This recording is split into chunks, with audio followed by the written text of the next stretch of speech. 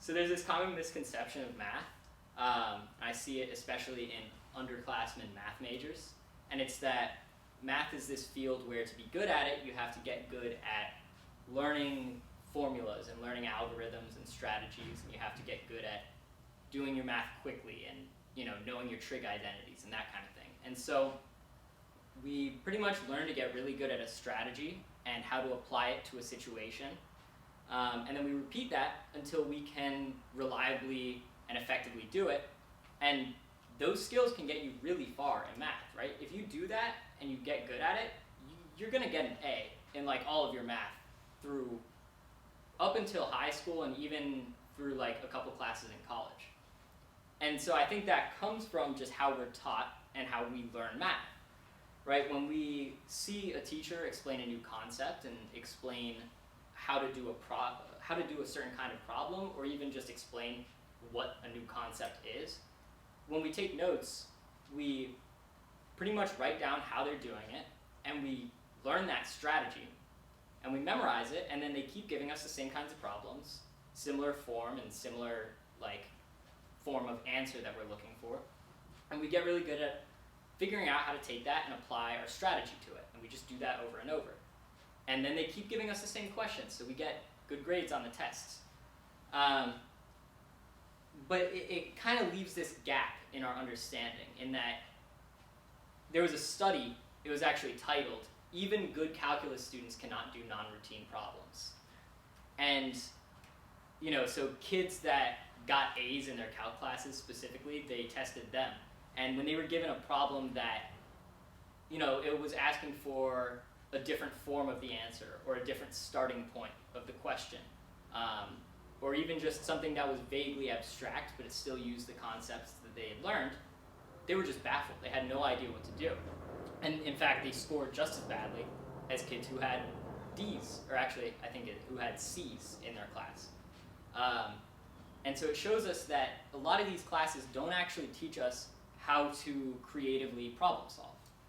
And so as we get into our upper math classes, we start to encounter problems which, for example, have the same form, but to solve them, you have to handle it case by case. Or even worse, we have problems that don't look like anything we've ever seen before. They're just something completely new. And we're baffled, because at the end of the day, there's no standard algorithm. And so the issue I'm trying to present here is that we aren't taught how to creatively problem solve. And that's a fundamental skill in our field, right? If there's a problem that you can solve with a set algorithm, we could just program it into a computer, plug in the situation, and then the computer will solve it. So the whole reason that we exist as math majors or math-related fields is to solve problems that no one knows how to solve. And so then the question becomes, well, how do I solve something that I don't know how to solve?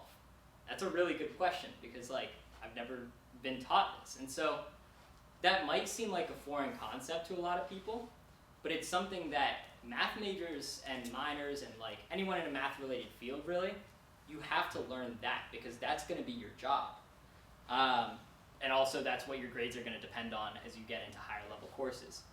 And so at the end of the day, I think we haven't been taught how to creatively problem solve. And so my answer to that, and what I want you guys to take away from this, is the concept of mathematical exploration. When we're confronted with an unfamiliar problem, the only option we really have is to take what we know and explore from there. Because where else are you going to start, right? You don't have any other information, so you have to start with what you know. And so whether you have a problem or just a concept that you're trying to figure out how it works in any math or physics course, you have to, if you don't understand it, it doesn't matter how many times you read the book. If it's not getting through to you, you can't get a deep enough understanding of it. So it's really important that even in those kinds of situations, you figure out, how can I explore this? So you might take the equation, manipulate it however you can, and see what you can find. And so I just want to introduce you guys to mathematical exploration, because I think it's a huge help in all kinds of mathematics. I took a math class last semester. It was Intro to Modern Geometry with Professor Previato. Highly recommend the course. It's Math 528, highly recommend. And I'm actually ripping off Professor Previato's teaching style. How she would teach was, well, every day she came into lecture and she said, geometry is about discovery. Let's explore. And we would start with what we knew, and we would move through until we had pretty much uncovered several really important and beautiful theorems from the book. And that was what all the lectures were the entire semester. It was just constant exploration. And so what I'm doing today is a lecture in the style of Professor Previato and actually using the book from that class. About half of the information is from that book. The other half is literally from me exploring myself. The book, I've written it up there. It's Geometry 2nd edition by Brannon and Esplin. And so what we're going to do is explore entirely visually, starting at one definition. I think I'll actually introduce a second definition about halfway through. But we're going to start with a definition, and we're just going to explore, figure out what we can figure out, and then by the end of it, we will have covered the foundations of what's called affine geometry. We're not going to go too deep into it, but we will figure out what that is at a surface level, and then we're going to use that to prove a theorem, and that'll be the ending point. So I don't expect you guys to walk away knowing how to do these proofs. That's not the point. The point is that you learn how I explore, so how I ask questions, and how I answer those questions. And so really, the goal is for you to figure out how you could uncover something similar on your own. I also want to make this pretty accessible, so it's going to be all visual. I'm not going to do a lot of math. There's like a little bit of dividing, but like you guys know how to divide. And I don't think we're going to really use any numbers. It's just going to be variables and letters and that kind of thing. So stop me if you have any questions or ideas. If we have time, then I will try to provide proofs or disproofs for whatever you guys have.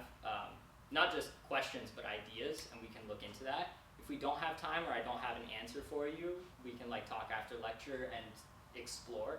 That's the whole point. And if you want to know how to prove any of the theorems that I just mentioned, because there are a couple that I just kind of mention and skip over, I have the book with me, and also I'm here so we can prove those. I have proofs for all the theorems that I'm using.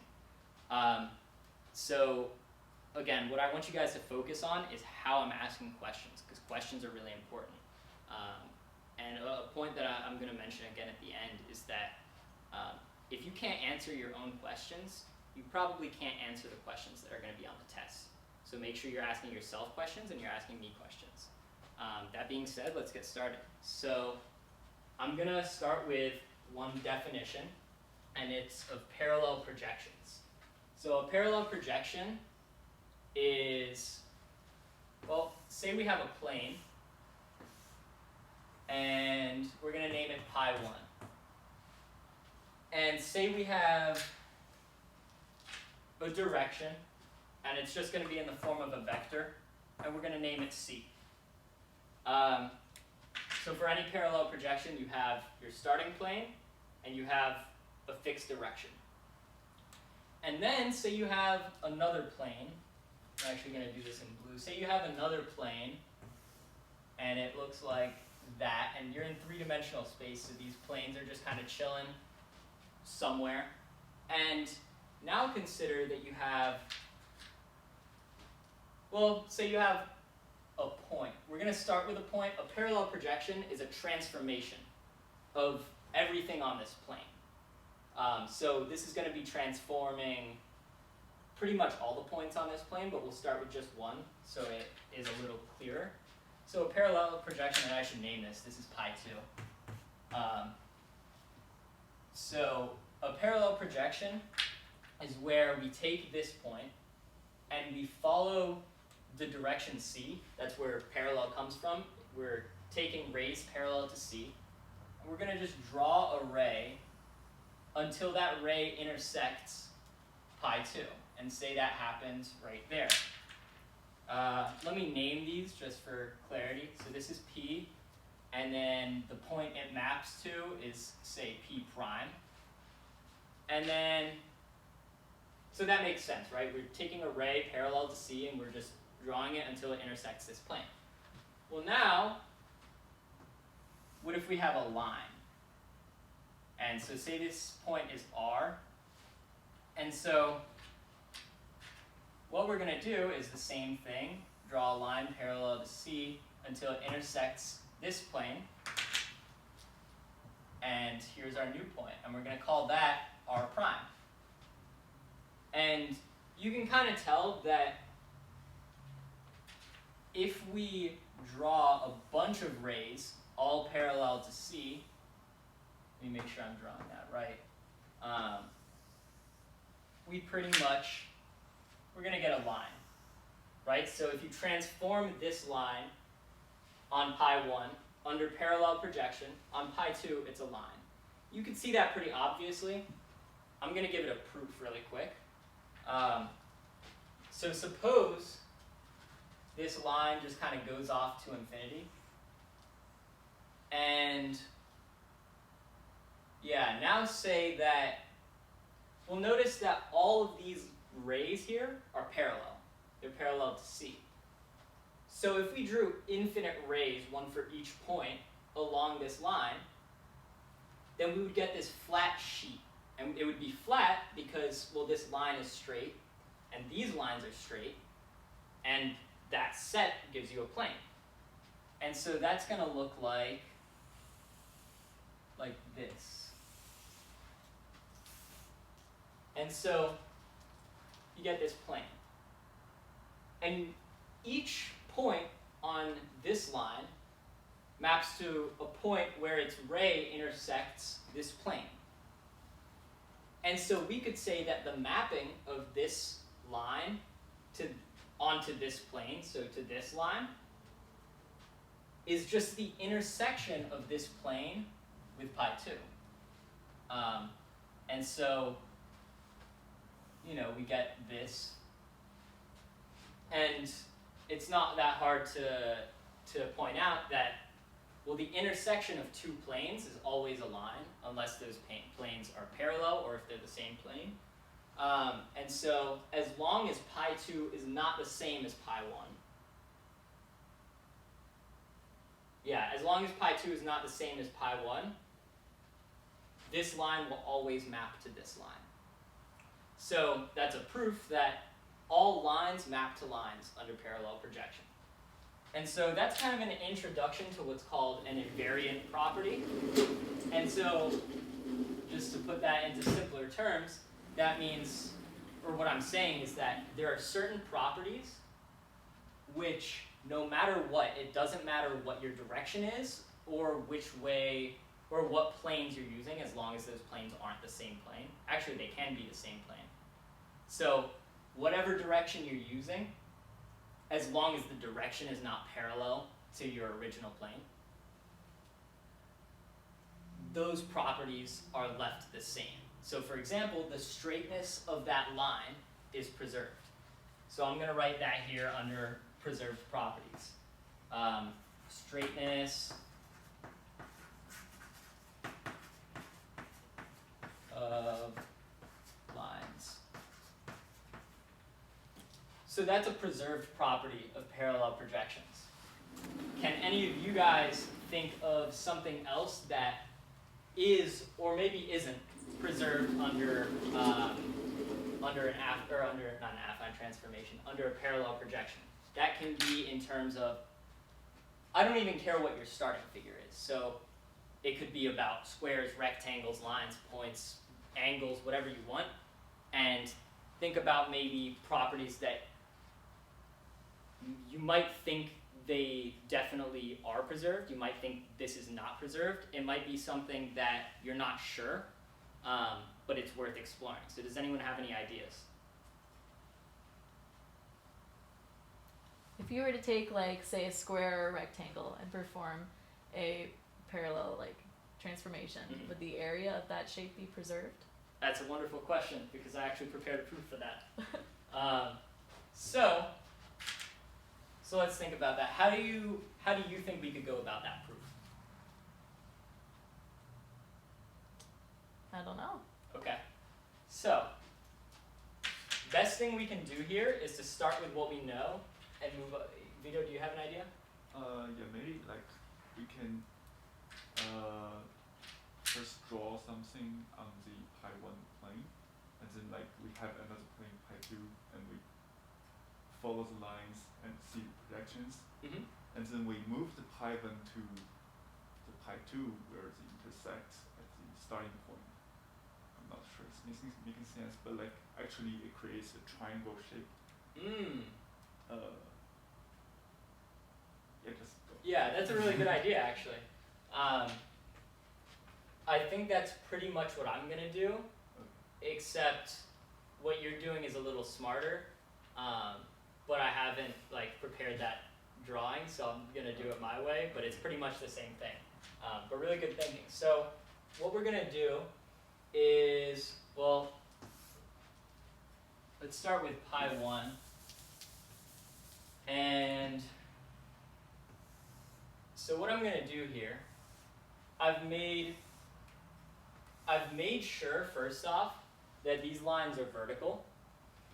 And what I'm going to do is consider a rectangle on this plane. Maybe it's even a square, who knows. So this is going to be pi1, and this is going to be our rectangle, and we're going to say it has area A. And so first I'm going to say, well, let's recall that straight lines go to straight lines. So we at least know that this quadrilateral with 4 square sides is also going to end up having 4 straight lines. Sorry, I think I just said 4 square sides. 4 straight sides is what I mean. And so, yeah, so no matter what, whatever figure we get is going to have straight lines. And well, if we only have 4 straight lines here, we're going to end up with 4 straight lines. So we know this quadrilateral is at least going to go to another quadrilateral. So now what I want to do is think about this. What if, well, when we're proving things in math, we have 2 options. Either we're going to prove it or we're going to disprove it. I'm going to take a look at this and throw out a guess that this is not going to be preserved, or that area is not going to be preserved. It's good to have a starting guess. If you don't, then you can just test it out and see what happens and how you can manipulate it. But what I'm going to do is say, I'm going to pick C to be this way, just because that's pretty easy. And then I'm going to say, well, let me also define stuff. So let's say this has sides A and B. And we know that the area A equals AB. So, okay, what I want to do is figure out a way to show that there is, so I want to disprove. To give a disproof, all I need is one counterexample. Because if I can show that it doesn't work once, then that means it's not always preserved, and so we can disprove that idea. So I want to figure out a way to show definitively that this is not preserved. So what I'm going to do is I'm going to think about this line, or either of these sides works actually, but I'm just going to think about this. And I'm going to make a second plane, which is a rotation of pi1 about that plane, or about that line, sorry. I'm going to actually tilt it from here all the way, like a little past. You guys know what I mean. I'm going to tilt it really far that way.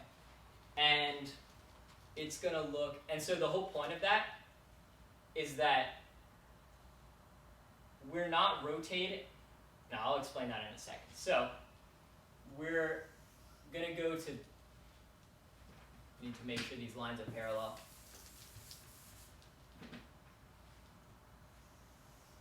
Perfect. So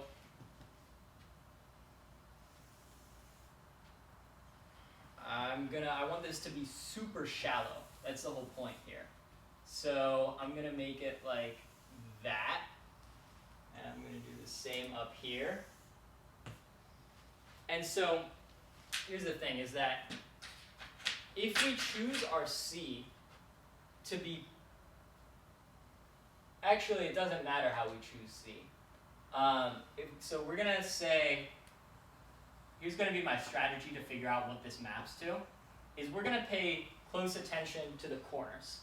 Because we know that if this line passes through these 2 points, and we map those 2 points, well, it's going to map to a line, so our mapping is going to also go through those 2 points.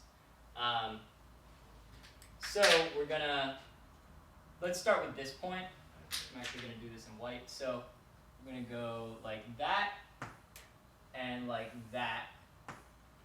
And so our first side that we get is this, because it's a straight line that passes through those 2 points. And now, notice that, well, we've rotated this plane pi 2. We've rotated pi 2 about pi 1, right? So no matter what, these lines are parallel. And so the distance between these 2 points is going to be the same as the distance between these 2 points. Let me see if I need further explanation for that. No, so since these lines are parallel, the distance here is going to be the same as the distance between these 2 lines everywhere. And so when we intersect this plane, it's going to be the same situation. Now, notice that if we tilted this plane that way, then you'd get a line that looked something like that, and this line is longer than that line. So I've chosen it specifically so that this length holds, or this length is invariant. So let's notice this is A prime, and I'm going to say that, notice A equals A prime. Okay, and now we're going to do the other side. We're going to go like this. We're going to go like this.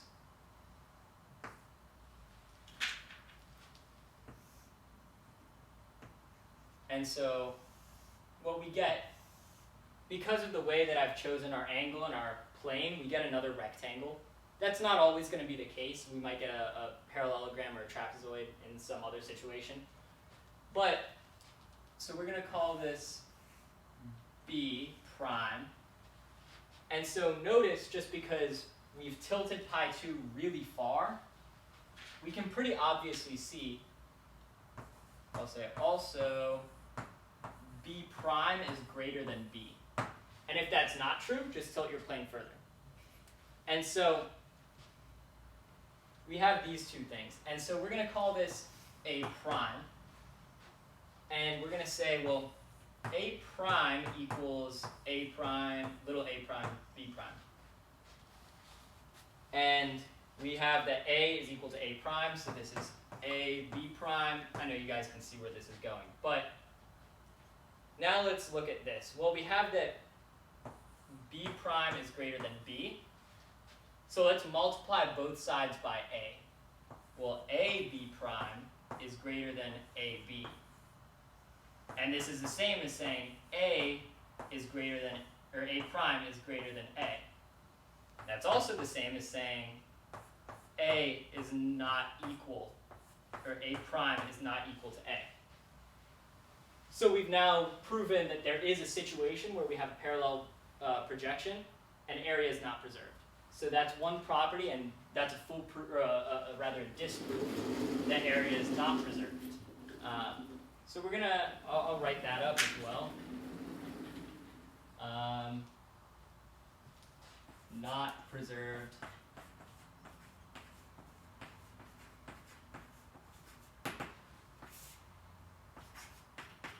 area, at least of a quadrilateral. Quadrilateral.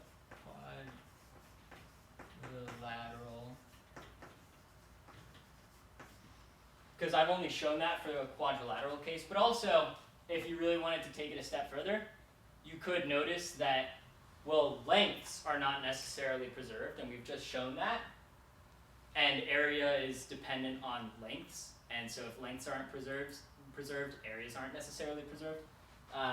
But we'll leave it at that. So we've now shown some proofs, or a proof and a disproof of preserved properties.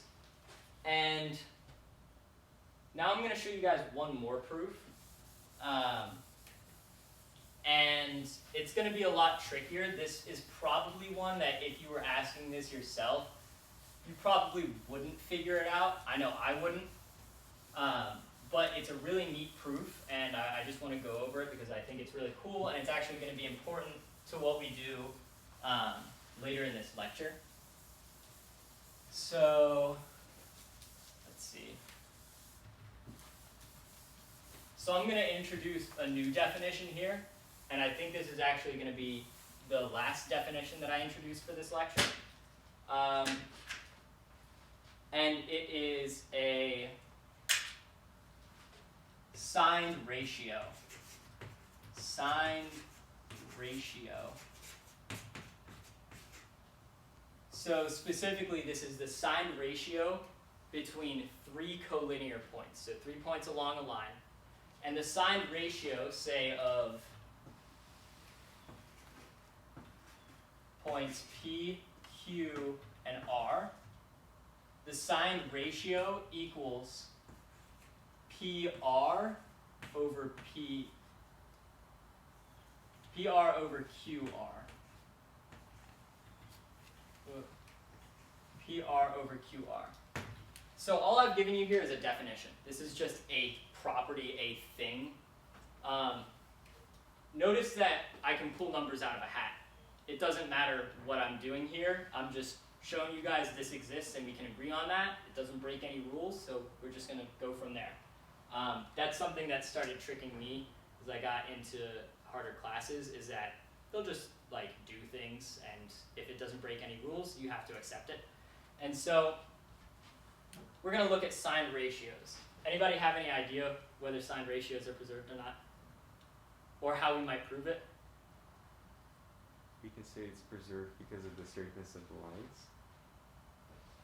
Well, what if you do a parallel projection and PQR goes to this? Right? So this is still a straight line. This is still a straight line, but this doesn't have the same ratios, because the ratio of this to this is 2, right? Say this is 2 and this is 1 because this is a midpoint. Whereas this is obviously, the Q isn't in the middle. So this is an example of a line that's straight but doesn't have the same ratios. And so that isn't quite a sufficient proof. So the proof to this goes as follows. We're going to take our classic pi 1,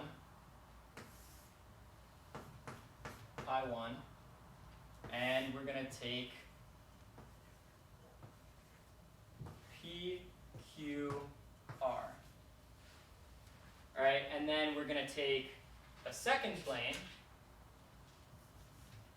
and we'll put it over here.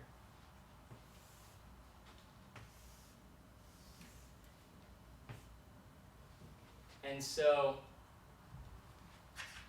we'll name our direction C like so. And yeah, I mean, all we know right now is the definition of parallel projection. So we're just going to start with that and see what happens. So we get, we're not going to name these PQR prime right now. We're actually going to name them A, B, C. And that's just because later on I'm going to need P prime, Q prime, and R prime. I'm going to call this pi 2. And, okay, so what I'm going to do here, quite a clever trick, I'm going to take pi 1, and I'm going to make a copy of it. And it's going to be parallel to pi 1, except it's not in the same spot. We're just going to move it this way. And you can imagine that no matter where you move it, the distances are going to be preserved, just because the intersection of this plane with lines parallel to C is going to be the same for this and for our copy. So we're going to move it exactly such that, let me make it a different color. such that it intersects, such that P hits the same spot as A. And so let me make this equivalent plane.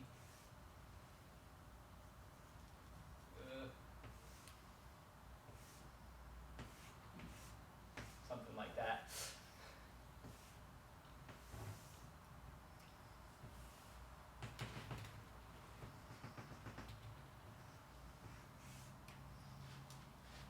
And so we're going to call this pi 1 prime.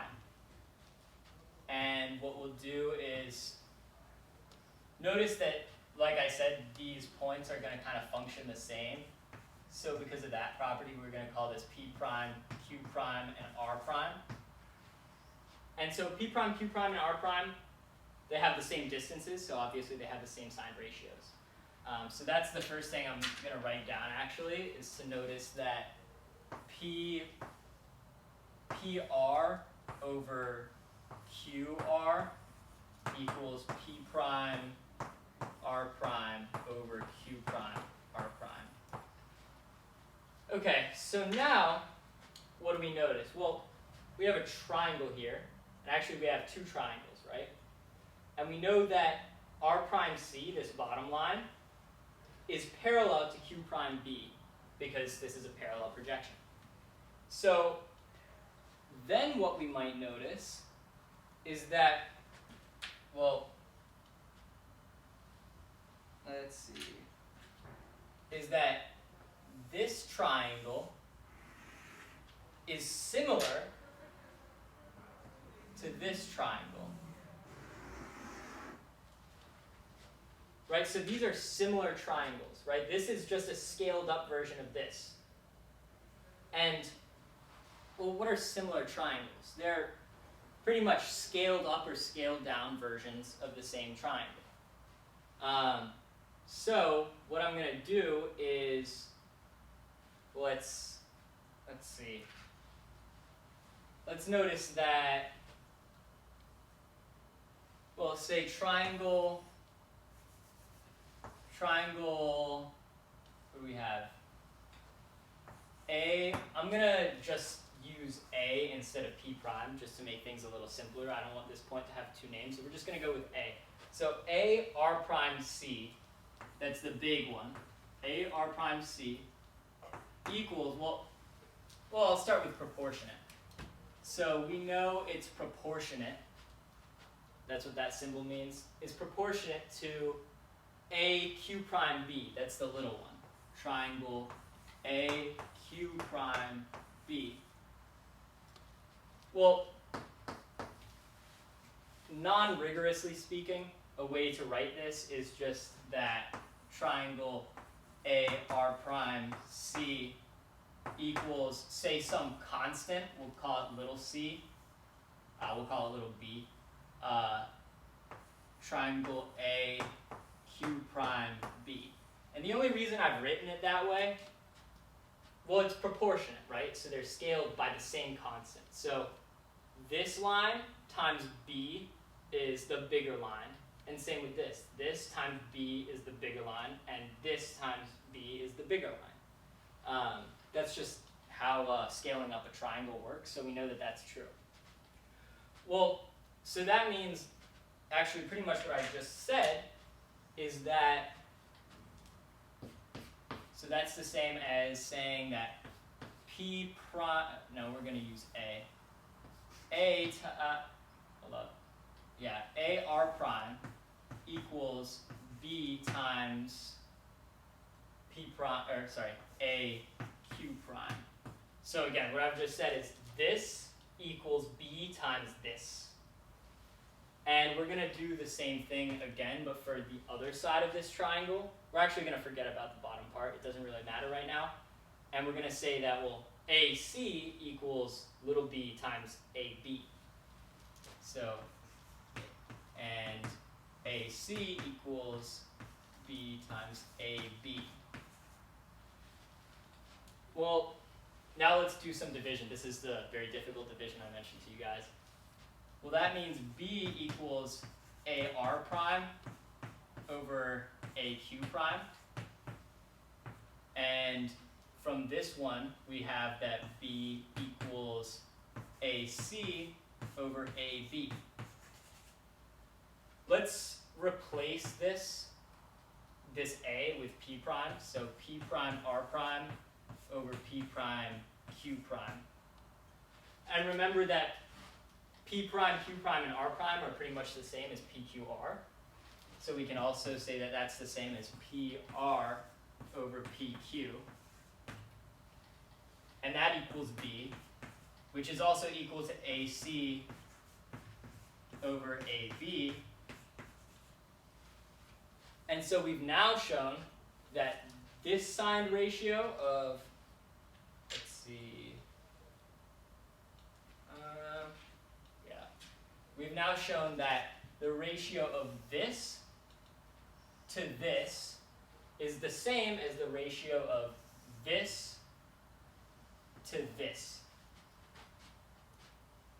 And so we've just shown that signed ratios are preserved under parallel projection. So that's pretty neat.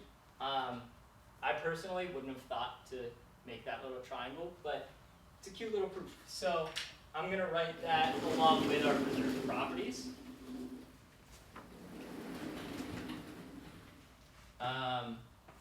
Signed ratios. And another one I'm just going to mention really quick, I'm going to do just like a tiny little proof here, is that the intersection of two lines is also preserved. And actually at the same time, parallel relations are preserved. So if you have two parallel lines on this plane and then you map them over here, you could pretty easily see that if you drew a plane for this line and a plane for the other line, that those planes are also then parallel. And so their intersection is also going to be parallel. Or they're transformed. Yeah, the lines that they map onto are also going to be the same, or parallel. And then, I mean, from that you could just say, well, if they don't intersect in one transformation, or in this plane, then they don't intersect in this plane, because that's what parallel means. But at the same time, we could say that, well, if we have these two lines, let's draw our planes. And this is the mapping of this line. And then let's do the same thing for this one. What have I just done?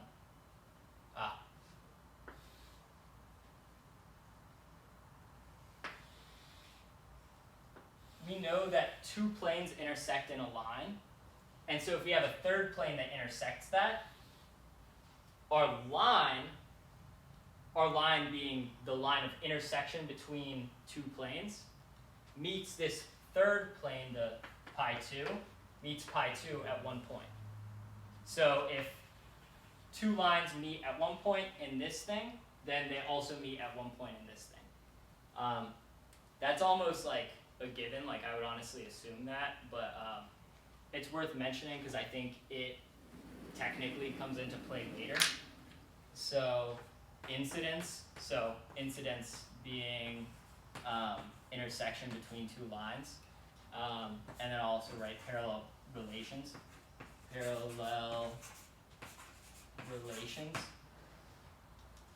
And so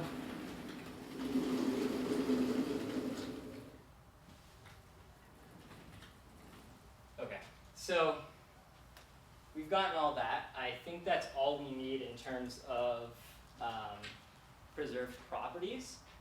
And now we're going to move on to what's called affine transformation. Yeah, now we're going to get into affine geometry.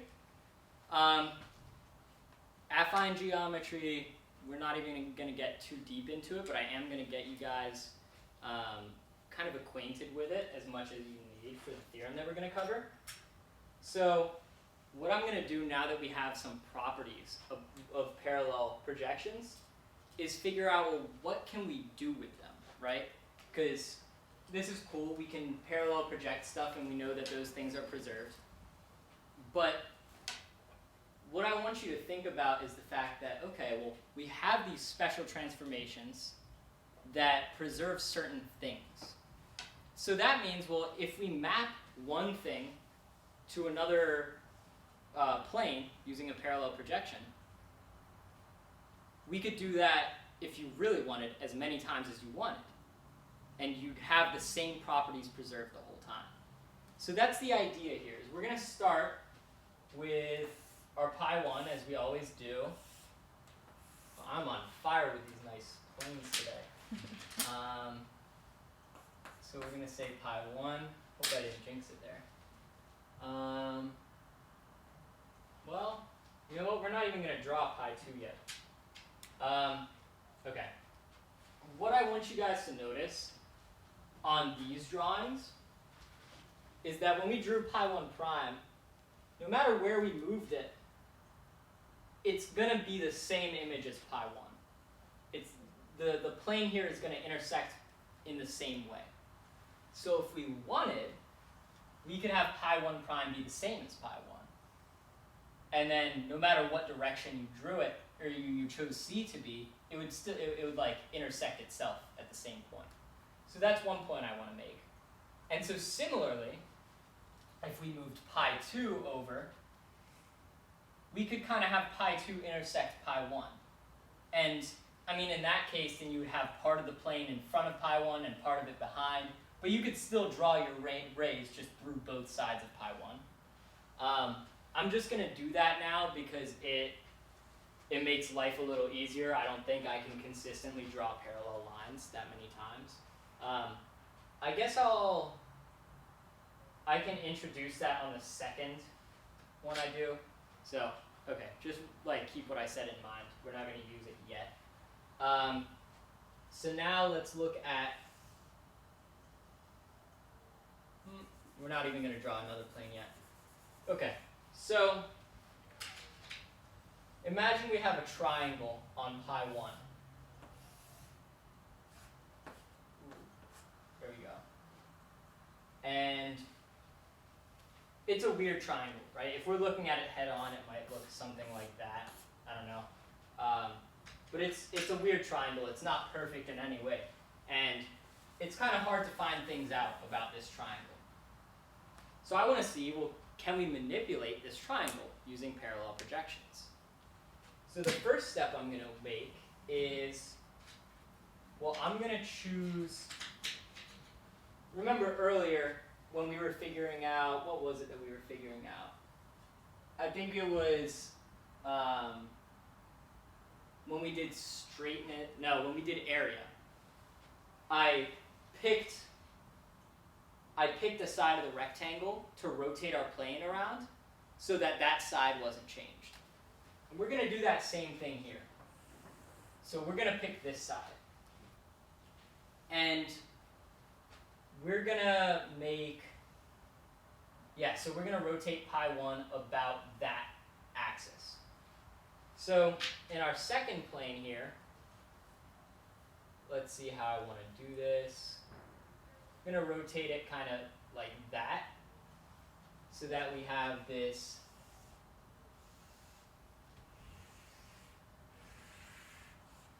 angled plane. I'm going to do my parallel projection. So first thing is that this line is preserved. Let me pick our direction to be like this. So our first thing that we're going to do is like that. And then we're going to go like that. And then for our third one, so I'm going to make this go all the way to here. And our third one might map to like, I want to make sure this is straight, might map to like here. And so notice that now, what was once the longest side is much shorter. So we've controlled our way to figure out, and actually one of these is going to be the longest line, but they're both much shorter than they were. So maybe I've done this such that this bottom line becomes length 1. If it isn't, pick a different plane. right? Just rotate it a different amount so that one of your sides gets length 1. So also I'm going to name this pi 2. Right, so now we've gotten it, we've controlled it a little bit, and having length 1 can kind of help us sometimes, and that's why we've done that. And so now what I'm going to do is I'm going to say, well, let's now choose our next axis to be this. Let me make that really clear. So now we're going to try to rotate our plane pi 2 about that axis. And so maybe I want it to be, maybe I want to have a plane like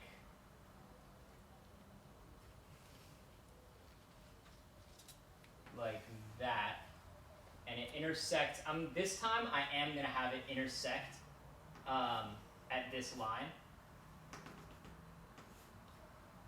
That's wrong.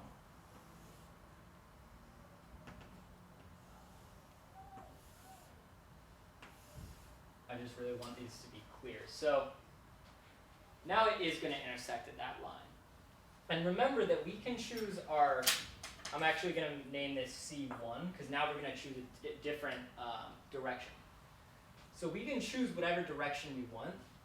And so let's just choose a direction so that, say we want our point to be, how do I want to do this? So now we have this. Say we want a unit equilateral triangle. We already have that this is length 1. So now we just want it to look like that. And that's an option, right? We can actually just choose a direction so that we go to right there. And so no matter what your triangle is, oh, and so this is an equilateral triangle of unit length, so it's actually a unit equilateral triangle. And we have that these sides are all equivalent. And so we get that with 2 parallel transformations, we can turn any triangle into an equilateral triangle. And through that exact same process, we could have turned this equilateral triangle into any other triangle. And keep in mind, we didn't have to choose the unit equilateral triangle. We could have chosen any triangle. So what that tells us, I'm going to write it on this board here because this is kind of where we're keeping stuff to remember. So now we're going to just make sure that we remember any triangle can be mapped to any other triangle, or itself if you wanted, any triangle, by up to 2 parallel projections.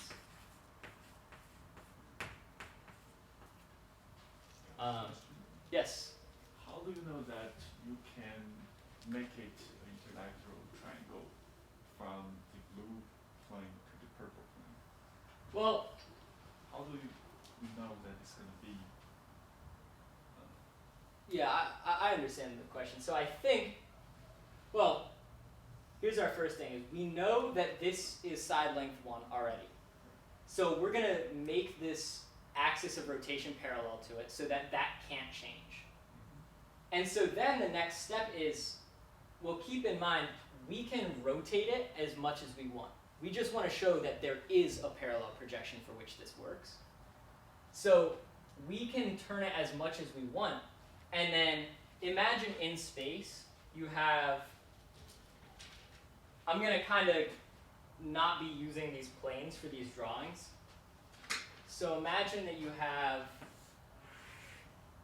this triangle that we have right here, and you just have this point, right?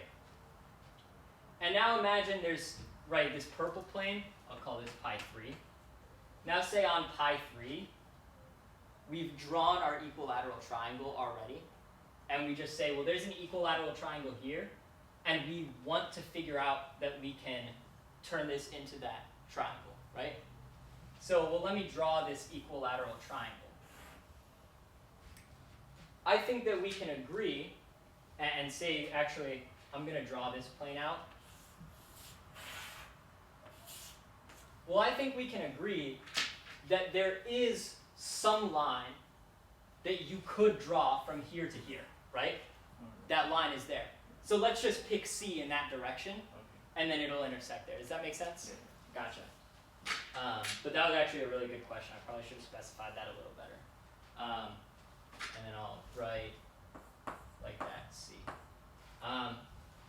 So, just because there always exists a line in 3D space that can connect 2 points.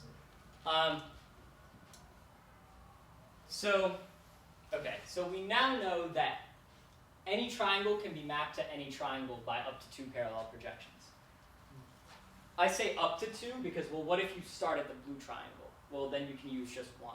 Or what if you start with an equilateral triangle? Well, then you can use 0, you could use 1, you could use 2, you could use as many as you want. They could do nothing if you wanted. But up to 2 is possible. And so we call that an affine transformation.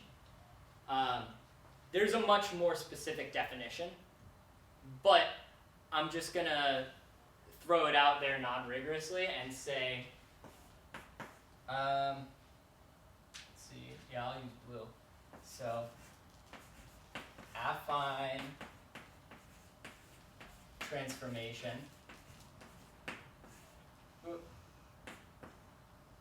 So this is an affine transformation. An affine transformation is specifically, it is a, yeah, you know what, we'll just leave it at that. It's an affine transformation is a transformation which is, what's the word? It's a, composition.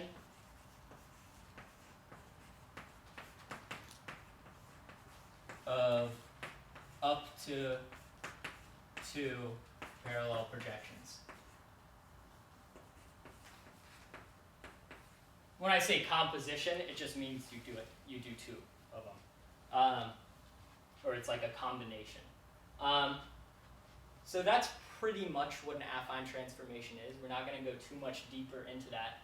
But notice that, well, like I mentioned earlier, if these are all preserved by 1 parallel projection, and if you do it twice, they're still preserved. And so the next thing I want to do, this is kind of the last bit of it. It's a pretty simple proof, but it's, I guess, one that isn't immediately obvious, and so I figured it would be a good way to end. So let's look at our weird triangle first, the one that we started with up there. Ooh, heartbreaking.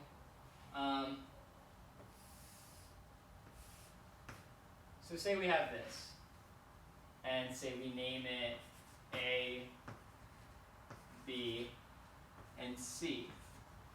And so you guys have also probably seen the medians theorem. You might not recognize it by name, but the median theorem is the one that says, well, take the midpoint of each side of a triangle. I'm going to say it's probably about there, and about there. And draw a line from each corner to its opposite median. We'll name this one P, we'll name this one Q, and we'll name this one R. And if you do that, what we find is that these points are actually concurrent. That's actually a whole proof in the book. It's the medians theorem. And I was very surprised, or I was always kind of confused about that. A lot of my friends who are not math majors or who don't do anything in math are like, well, like obviously, of course that is a thing. But like, that's a weird thing to assume. Well, anyways, we're gonna just take that for granted and assume that everybody knows that. I'm gonna name this concurrent point X. And so what I wanna know is, so I wanna know if there's a,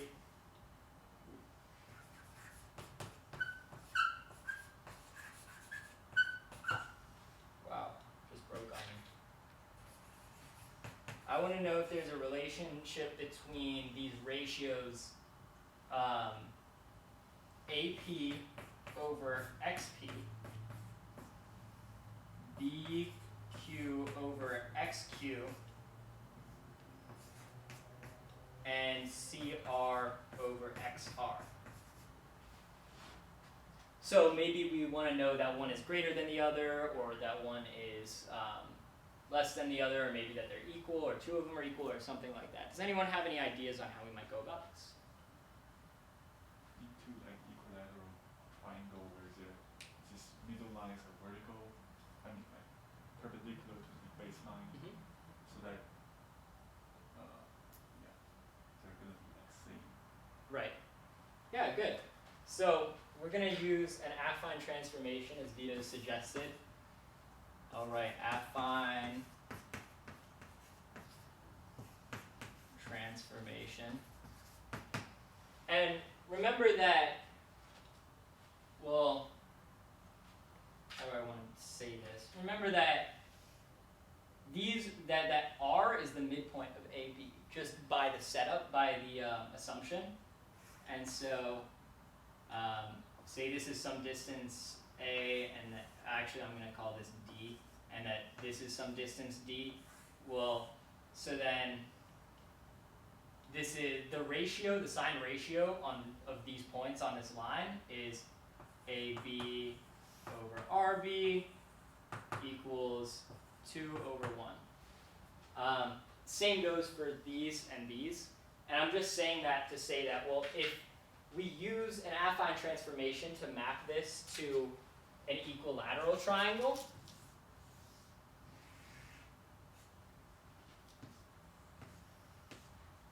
well then the midpoints have to also stay at the midpoints. Because you might imagine that, well, we're doing two parallel projections.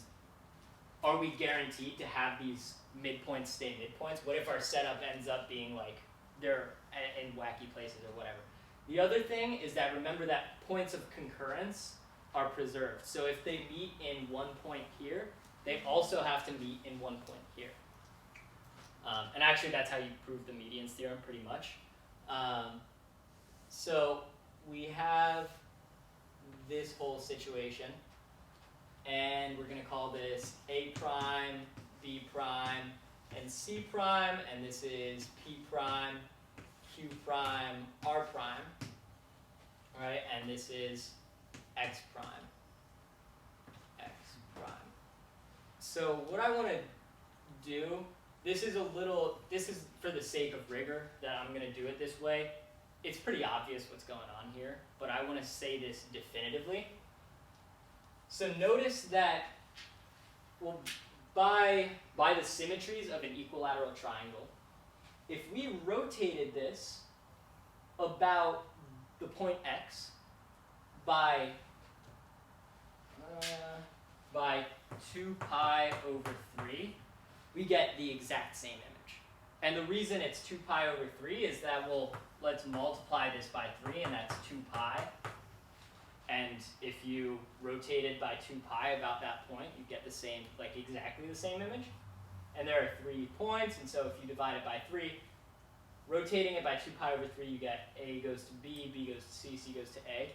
So we get the same image, is what I'm getting at. And the same thing goes for these points. And so, by that logic, you can go a lot deeper into this, and you might even want to, but by that logic, you can then pretty much say, well, if I rotate by 2 pi over 3 to get here, this distance is the same as that distance, and you know, this one is the same as this one, and so on. And you can say that all these distances are equal. Then you could say that, well, given that, we have, say you have B prime, how do I do this? Yeah, B prime Q prime over X prime Q prime.